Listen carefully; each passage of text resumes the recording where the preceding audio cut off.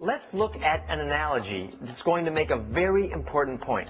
Let's say you're on an airplane and you're trying to convince another passenger to put on a parachute because you know at any moment he's going to have to jump 25,000 feet out of the plane.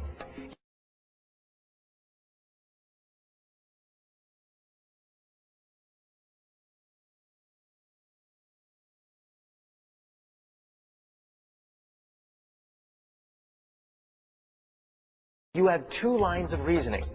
The first is, you try to convince him that the plane was made by Boeing. Now, this is important because it will give credibility to the emergency card, which will tell him about the parachute. So, you point out the fact that the maker's name is written all over the plane. He doesn't buy it. He thinks the plane happened by accident. Then, you tell him that it's a relatively new plane. He thinks it's an old plane. You say you have proof, so does he. And as long as you disagree, he ignores the emergency card and you find yourself in a frustrating and perilous situation.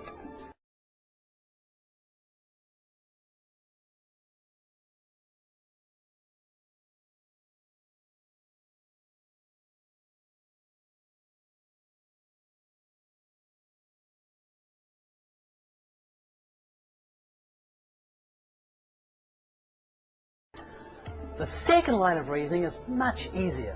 All you do is you tell him about the law of gravity. And you say what it will do to him if he jumps 25,000 feet on his frail body. His eyes widen with fear, and he says, "Hey, would you pass me that emergency card thing? I want to check it out."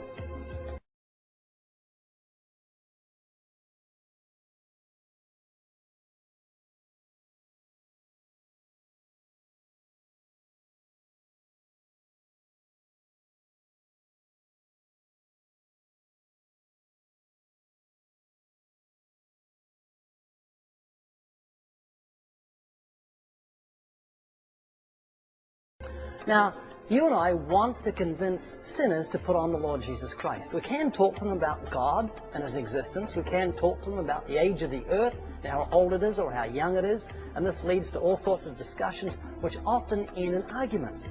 Or we can tell him about the jump, that he has to pass through the door of death and face a holy God and a holy law, whether he believes in God or not, on the day of judgment. We show him the 10 Commandments, which stir the conscience and bring the knowledge of sin. He realizes his danger and sees his need to put on the Lord Jesus Christ.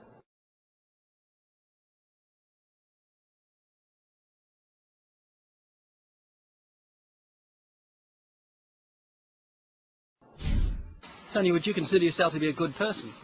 Yeah.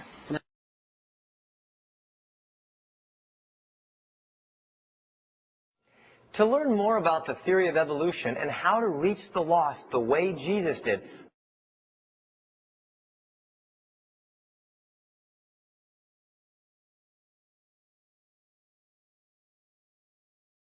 please go to our website at wayofthemaster.com and get a hold of the Evidence Bible. It's packed full of tools to help you share your faith. You can also get it at your local bookstore.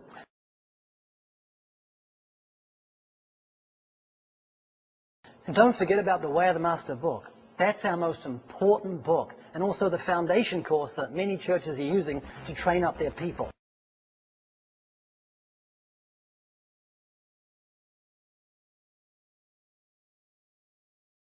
Make no mistake, that is exactly their agenda. They want to scare the living crap out of you so that you don't ask questions and go along with and buy whatever they say. You know, I actually really kind of got into the evolution-creationism debate a couple years ago by looking at the creationist evidence. Like I said, I've got a lot of training in biology. I'm an evolutionary biology major to begin with before I decided to go for oral surgery, and it was a lot. I just didn't understand what the issue was with evolution and why people, or not scientific people, but just the public actually had an issue with it. So I looked into it, and I took a look, and I spent a lot of time on creationist websites trying to hear what they had to say. And the more that I saw, the more I just became angry.